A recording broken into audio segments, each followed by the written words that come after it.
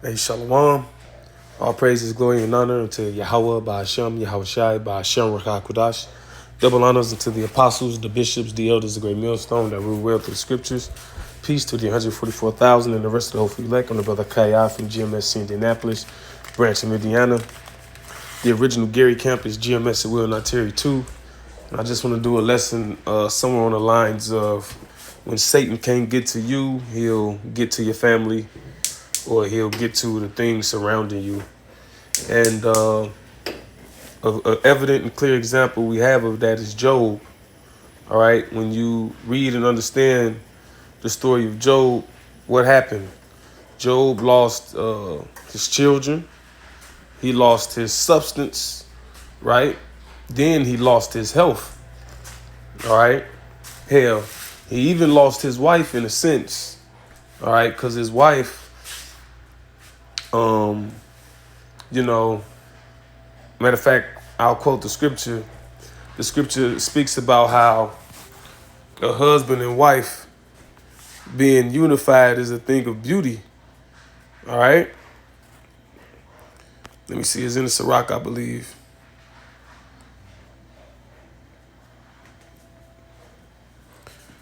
Let me see.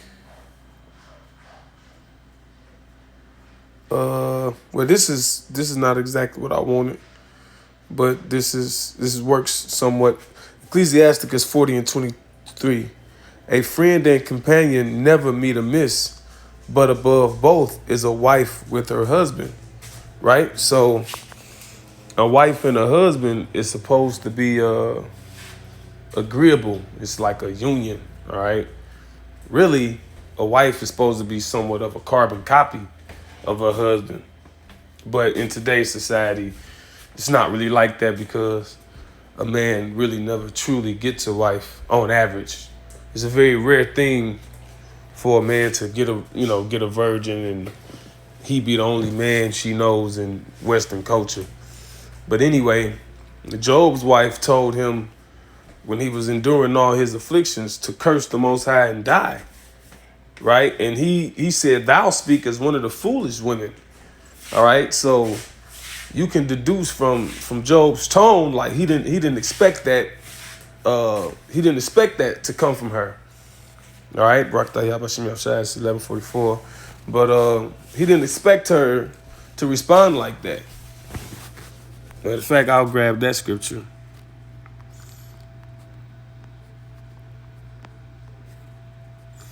Job 2 and 10, it says, but he said unto her, thou speakest as one of the foolish women speaketh. What? Shall we receive good at the hand of the Most High? And shall we not receive evil? And all this did not Job sin with his lips. See? And you got that old Christian song, everything that happened to me that was good, God did. Well, the opposite is true. Okay? Because it says what? I form the light. I create darkness. All right? I create peace. I create evil. All these things come from me. So the scripture, Salakia, pardon me, the scripture also says it rains on the just as well as the unjust. All right, so we got to understand that all these things come from the Most High. All right, for whatever reason that he so choose. Okay. Now, Job, what was told to Job? All right, pardon me. What did the Most High tell Satan? Hast thou considered my servant Job, how he escheweth evil? All right, when you escheweth evil, you avoid something.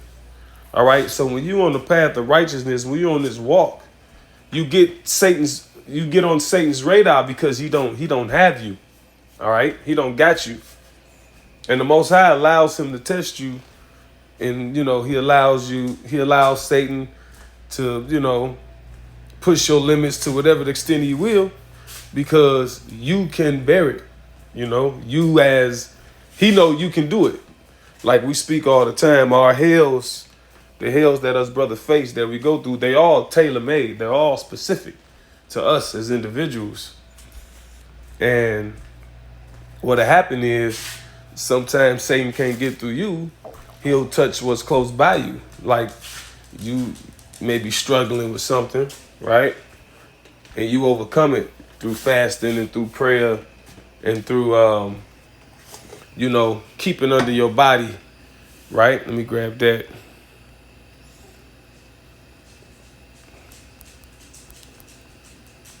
With all subjection. 1 Corinthians 9, let me see, 24. Know ye not that they which run in the race run all, but one receiveth the prize? So run that ye may obtain, right? And we running towards in the hopes of receiving salvation, because with salvation comes a crown of life, all right?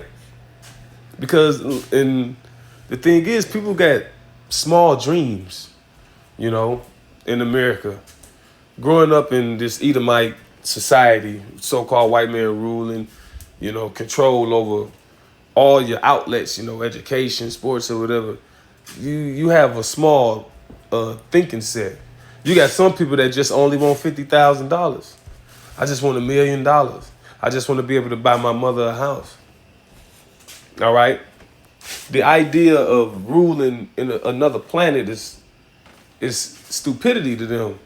But here it is, when Esau Edom, the so-called white man, when he thinks about it and when he speaks on it, Elon Musk and, these super rich elites talk about living on Mars and, going out of space. You got regular simpletons and regular ordinary people. They cheer it on, right? But they have small thinking for themselves. But the hopeful elect don't. So it says, and every man that striveth for the mastery is temperate in all things. So you got people that, like, you got Floyd Mayweather, you got, he's touted and regarded for his boxing and his discipline. He don't drink, he don't party, and that's how, what was it? If I'm not mistaken, I'm not a real big boxing aficionado. I'm into it a little. But what is it? Sugar Ray Leonard, how he got Roberto Duran. He beat Roberto Duran the first match. No, Roberto Duran beat him the first match, but Roberto Duran lost the second match. Now, when you go into the story, they say that Sugar Ray Leonard, he knew that Roberto liked to party after the matches. He liked to party heavy too, party hard, drink and everything. So what he did was he hurried up and rushed the rematch. He rushed it. So they had a rematch shortly after. And, with him having that before knowledge. So basically, Roberto Duran, he wasn't temperate. Another word for temperate is balanced. All right? So whatever it is that you, whatever your mastery is, you're balanced in it. All right? Not too little, not too far to the left, not too far to the right. You don't indulge in the cheat day as much, in the cheat meals, etc. So that's how we are in the truth. All right? And as the days, as we get closer and closer, all right, to the end of this place, we get tighter and tighter. It's just like them people when they get closer and closer to the playoffs, all right, they get tighter and tighter. Less public appearances, things like that. It says, now they do it to obtain a corruptible crown, but we an incorruptible Salakia. Right? You got Kobe Bryant. All right. How can I fail to mention him? Who you talk about somebody that forsook all, right? When you go into it, it speaks about how the many times his wife threatened to divorce him because of the neglect he had on his family for him perfecting his craft. And that was all the corruptible crown. Trophies in basketball, right? And who knows to what extent it was rigged then, but I mean, definitely now, It says, I therefore so run, not as uncertainly, so I fight not as one that beateth the air. Right, so we're not shadow boxing, all right? We're fighting, all right, with purpose. All right. We're not uncertain, you know. Apostle Kai, he speaks about people getting into boxing. He said, you know, if this is what you want to do, your first couple minutes in the ring. Yeah, a lot of people think they want to. Then they get oopsed upside the head a couple times. I didn't sign up for this. Well, wait a minute. This boxing. You thought you weren't going to get hit? You know, it's the same thing in the truth. Sirach, the 2nd chapter, it says, when thou come to serve the Lord, prepare thy soul for temptation. Constantly endure. Now, I had that ignorant notion when I first came into the truth. All right, well, not fully in as far as amongst brothers and being what you call scopeo, if you will, being scrutinized, but just, you know, watching videos, learning you as an Israelite. I thought I thought I wasn't gonna see it no more. I thought all the negative thoughts was gonna go away. I thought everything was what? I know this truth. That's on Easy Street. You know, that wasn't so. That's not the case, right? But when you come into a great understanding, you realize, oh no, the fight has just begun now. Oh, you think that's something? Wait till Satan start really attacking. There's a phrase of the Elder Damashpat in particular. He used to say, when you first come to the truth, you get like a little grace period, you know. Satan don't mess with you that much, you know. You get like a little grace period. But then, you know, after you get built up in the spirit of a while, the Lord allows him off the leash a little bit towards your way, towards your direction. And things, you know, depending on your spirit, it might not be that hard when it's just you. But then when it's your child, you know, or your wife, but, you know, children have an innocency about them, you know, and it's no matter what you do, you know, they just can't get well, you know. You got a lot of brothers' children who just, you know, beautiful children, you know, just, but always sickly, you know. And I mean, like, great sickness. I'm not talking about sniffles. I'm talking about doctor want to do spinal cord taps on newborns, that type of things. You know, that can be, you know, weighty on the mind, but at the same time, what the Lord said in what is that? Sirach, the 2nd chapter. I quoted it again. It said, "Constantly endure." All right, set thy heart aright. Let me grab that since I'm quoting it. Sirach 2:1. My son, if thou come to serve the Lord, prepare thy soul for temptation. Like I quoted earlier. Now the fight has actually begun. Now you fighting. Now you in the ring. Now, you know. It says, set thy heart aright. Your heart is your mind. All right. It says, set your heart aright. Meaning you got to, what they say, get your head together. Understand and know, like, okay, it is what it is. This ain't going away. All right. This is the condition of the battle. All right. As is mentioned in 2nd Esdras. It says what? The Lord built a city on the hill, all right? And that represents the kingdom of heaven. And there's danger set before it, all right? If you don't go and cross those dangers, then you're not going to get the kingdom, all right? If you don't face those challenges and attempt it, all right? You know, like you watch the old movies, the old shows, they go on a quest or whatever. You know, just giving an analogy. Well, that quest is wrought with dangers and perils. All right, and these things they what you call it? They plagiarize the scriptures, man. Shit. All right, but nevertheless, the kingdom of heaven is wrought with danger. That is Israel's portion. All right, the hopeful elect. That's what the scripture says. Thus, even so, it is Israel's portion. All right. Since Adam's fall, all right, what that has wrought in, our lineage, all right, from him all the way through Yahweh Shai, all right, up until now. Well, that's the condition. The only difference is that now through Yahweh Shai, we got access through the Father, all right, and we get help. We get when we fall, we can find a stay. Let me see if I grab that.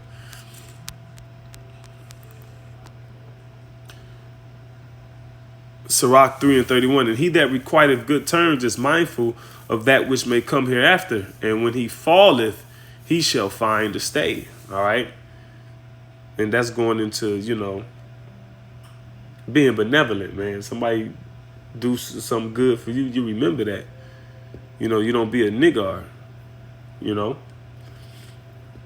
Basically, you being righteous. That's just an aspect of it.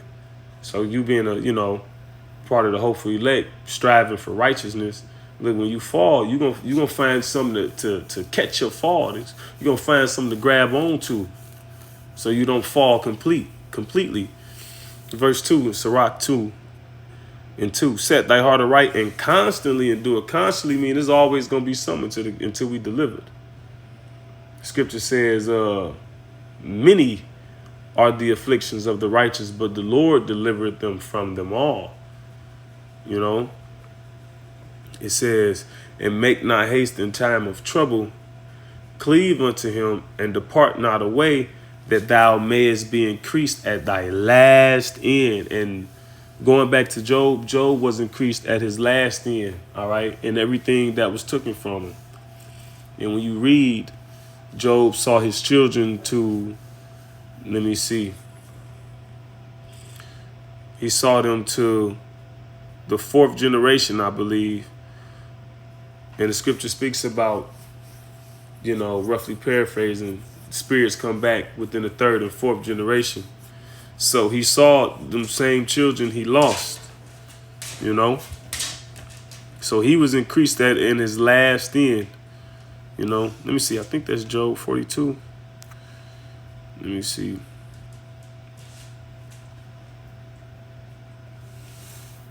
Let me see.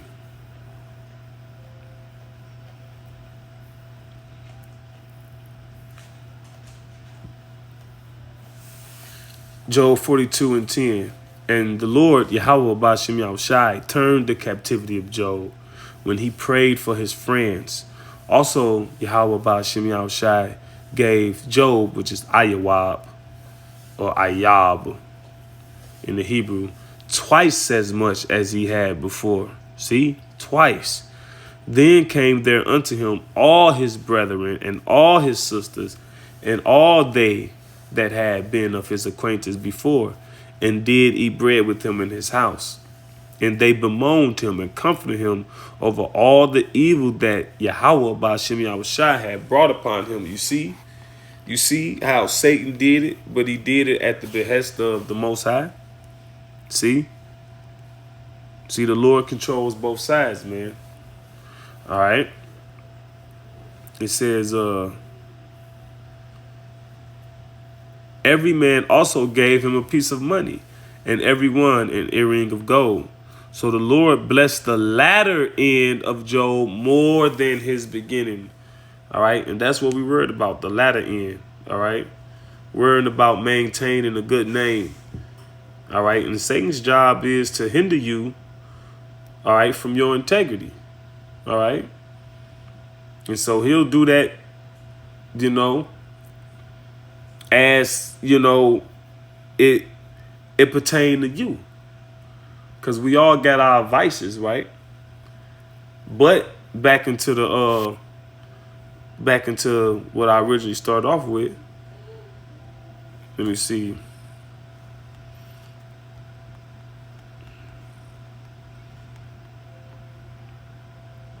First Corinthians 9:27.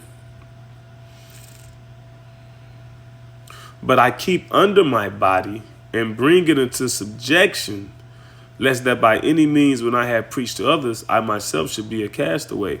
Yeah, the scripture speaks about there's one who who teacheth others, but is unprofitable to himself. You know, you don't want to be like that. All right, so you gotta master your flesh. Basically, bringing your body into subjection is mastering your flesh, because hey, we got appetites. Hell, that can be women, that can be just the finer things. All right, you got appetites that you lead the world with, and you come into the truth with, and some are easier to quench, right?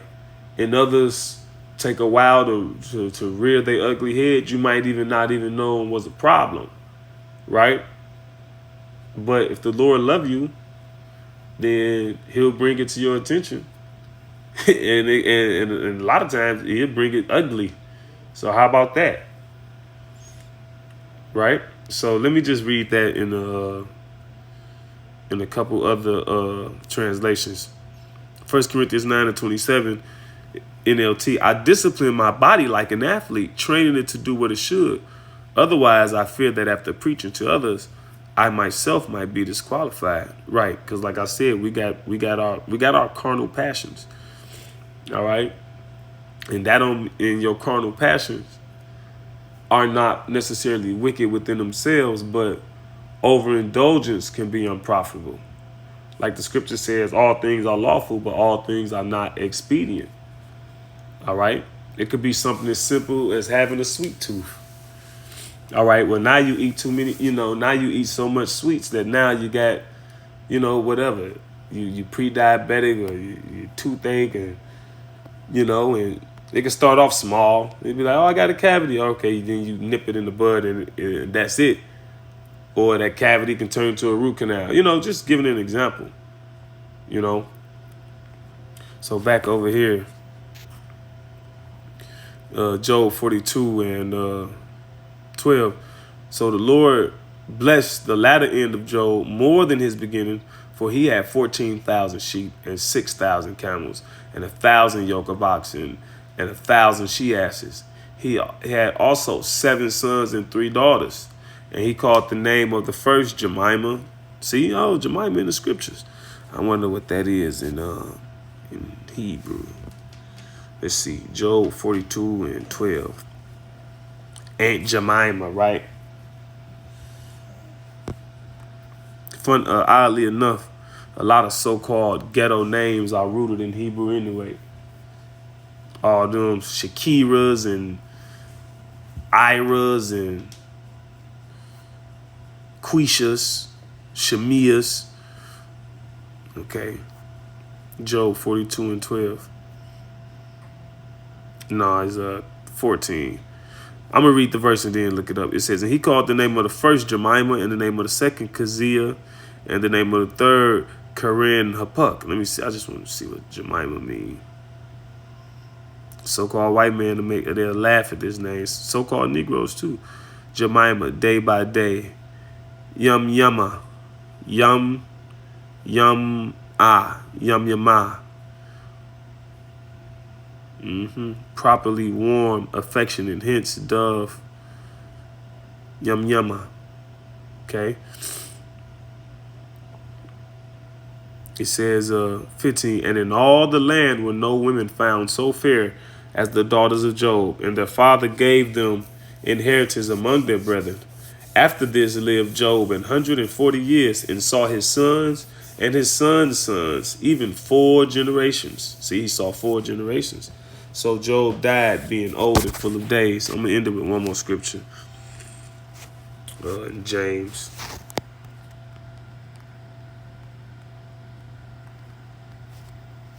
James 5:11. Behold, we count them happy which endure. All right. We have heard of the patience of Job. All right. And when you have patience, patience means to suffer. But also, and this is just me, extrapolating. When you're patient, that means you're suffering willingly. All right. You're just dealing with it. You might have options to, back out. You might have options to forfeit, but you're just dealing with it. You're not fighting it. You just accept it, and it is what it is, right? You have heard of the patience of Job and have seen the end of the Lord, that the Lord is very pitiful, all right? Meaning that he shows great pity, right?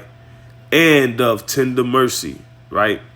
So it's all about the end of the Lord, right? You suffer in the present in the hopes of gaining in the end. So with that, Lord's will, this was the edifying lesson to the hopeful elect. All praises, glory, and honor unto Yahweh, Ba'ashem, Yahweh Shai, Ba'ashem, Kakodash, Shalom.